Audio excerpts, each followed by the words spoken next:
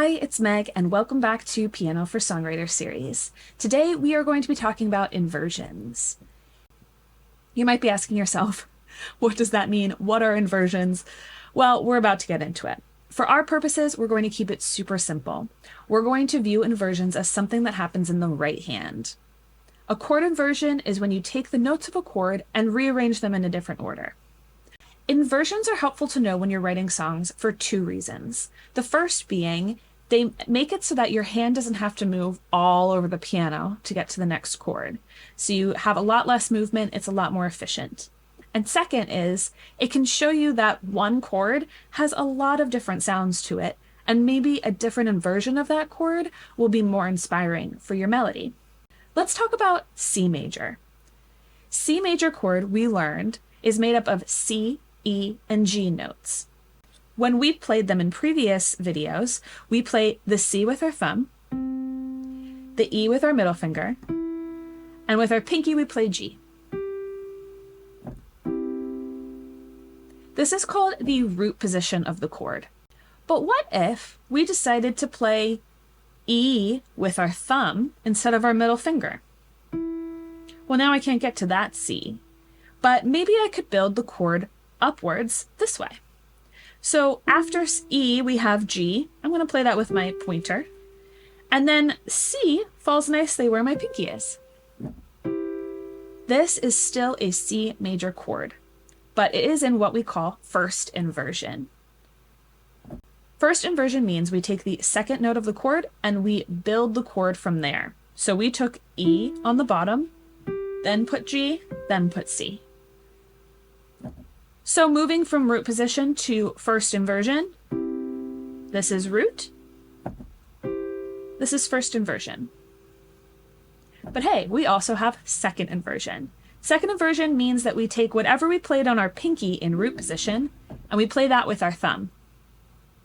So if I play G with my thumb, the next note in that chord that comes up is C, and after that, my pinky can play E. This is still a C major chord, but it's in second inversion. So let's hear the differences of those three chords. Root position, first inversion, second inversion.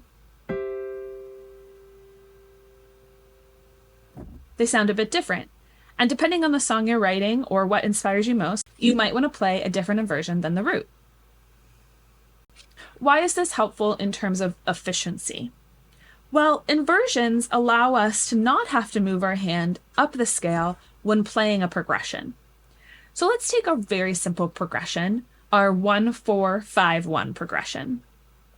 If we played all of those chords in root position, our right hand would have to do quite a bit of moving. So we have C major in root position. The 4 chord is F, so we lift up, play F major in root position. Then we have the 5 chord, and then we got to go all the way back to the 1, back down there. There's nothing wrong with playing chords in root position, and when you're first starting out with songwriting, I would encourage that so that you can learn the notes of the chords and really get them hammered in.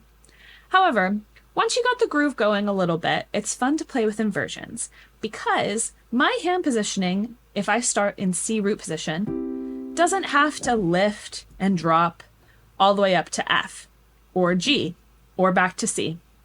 It could stay pretty much in this vicinity with very little movement. How, you might ask? Well, first we'll look at the progression and all of the notes that are in the progression. So a 1-4-5-1 progression has 3 unique chords. The 1 chord is played twice, so we'll only look at that once. The 4 chord is played once, and the 5 chord is played once.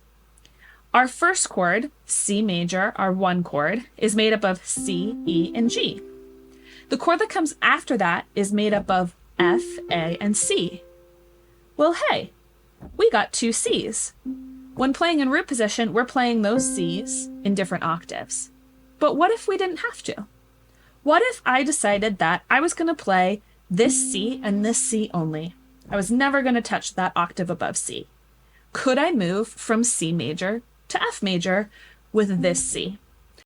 With inversions, I can. And this is how that works. The C major chord again, C, E, and G. And then I'm going to build the F major chord by starting on C. C, F, and A. That wasn't so bad. This ends up being our second inversion F major chord. C, second inversion F. Now F to G, there are no common notes because F is made of F, A, and C, and G is made of G, B, and D. However, our C chord also has common notes with the G chord. G is the common tone, this little lucky guy. So how can I make sure that this G stays being played with my pinky? Well, I'm going to build the chord down instead of up. So G, the next note that comes across that is in a G major chord is D. And then we've got a little B here. Look at that. So C, G. And this is our first inversion G chord. C, root position, first inversion G. We'll go back to C to F, C, root position, second inversion F. So how can we play 1, 4, 5, 1? We'll do C root, second inversion F, first inversion G, C root. And your hand doesn't have to do pretty much anything. I like to call this the laziest inversion progression. And I use it a lot when I'm focusing on lyrics and melody in songwriting. You can decide how the arrangement of the piano is after you've had the lyrics and melody down. But for basic songwriting purposes,